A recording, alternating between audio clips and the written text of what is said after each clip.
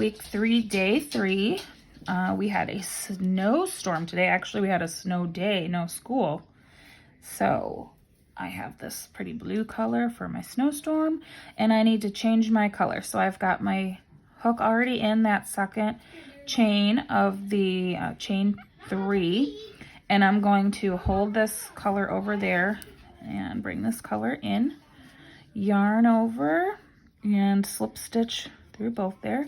And then of course I'm going to tie it off just to make sure.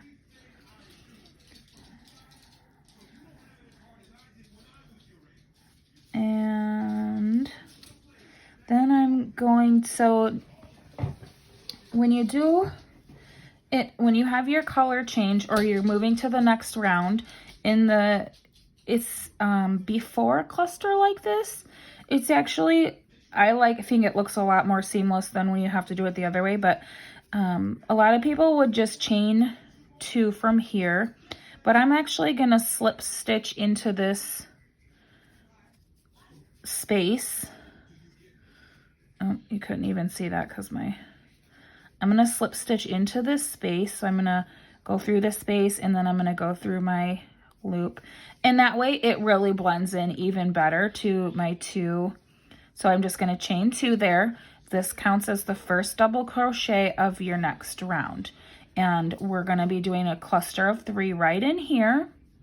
And it's not really a cluster, it's a grouping of 3 stitches right here. So you don't need a chain 1 on this part because we're still in the middle of our grouping of 3. So we're just going to do 2 double crochets in there.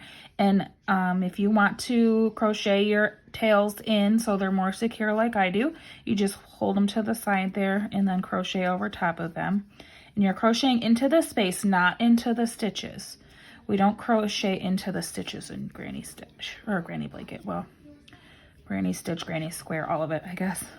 Okay, so then you can see, it just looks like a normal cluster of 3 double crochets there. Can almost hardly even tell that there's a chain 2 at the beginning. So then I'm going to chain 1 between my stitches, my groupings. Sorry, the snow day my brain's not working that great today. Too many children. Okay, so I chained 1, and then I'm gonna come over and do my corner. Every time you're doing it into a corner, you need to do the 3 double crochets, chain 3, 3 double crochets, and that keeps the corner for you, so that you have a nice square.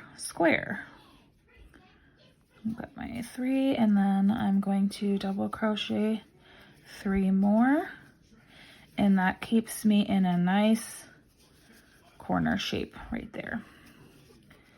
See? Nice little corner.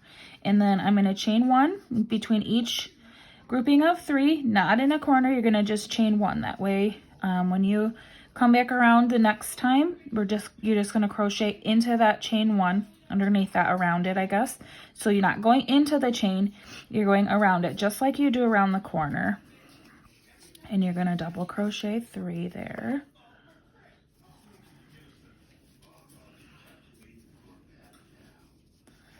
And then you are going to chain 1 to make a space going into the next corner. And then you're in the corner, so you're going to do 3 double crochets, 3 chains, and 3 double crochets. Whoops. Just going to start that one over.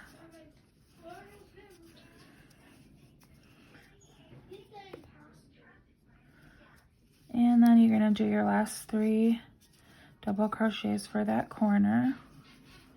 And then you are going to chain 1 going into the next grouping of 3 on the side there.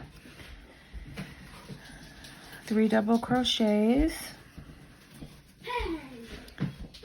And then you're going to chain 1, go into your next corner. And as they get bigger, you're going to have a lot more chain 1s and a lot less corners. But we're still only on the 3rd round, so we still only have our corners and now 1 extra grouping of 3. Oops, I forgot to. If you notice that you did something wrong, it's not a big deal to just go back and do it again. I only chained 1 that time, so I need to chain 3 because I'm on the corner. And I will say too that the granny square is very forgiving. So if I had not noticed that until I was on the next round and I came all the way over to here and I was like, oh wait, that space is not big enough. It's actually not that big of a deal, and I probably wouldn't even go back and undo anything and fix it. I'm also a big believer that mistakes are artwork. So as long as it's not something, you know, really, really serious, probably no one's going to notice except for you, and that's part of your artwork. So I would have, if I had not noticed that, I would have just done the next corner the way that you normally do a corner, and nobody would have even noticed that those little missing chains there. Okay, so now I'm gonna chain 1 and go to my next grouping of 3 on the side here. And then my last 3, and then I'm gonna chain 1. And I've got 1 more corner here, so I'm gonna do my 3 double crochets into the corner. And then I'm gonna chain 3. And my last 3 double crochets into the corner there. And then I need to get myself over to that first cluster of 3 that I made. And to do that, I'm gonna chain 1 like I do between every cluster of 3. And then I'm going to slip stitch into the top of that chain 2. So remember that I did a tiny little toggle over here, so that's not going to count. And you can tell that because it's just kind of sitting down there on those. And then you can see that there's 1, 2 chains there. And so I'm going to slip stitch into the top of that chain 2. If I can get my hook in there.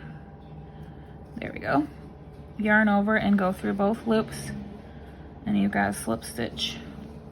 And then you've got round 3, so a nice little square. And I like to do this between each one to make sure it's nice and square. So there is 1, 2, 3 weeks on our granny square.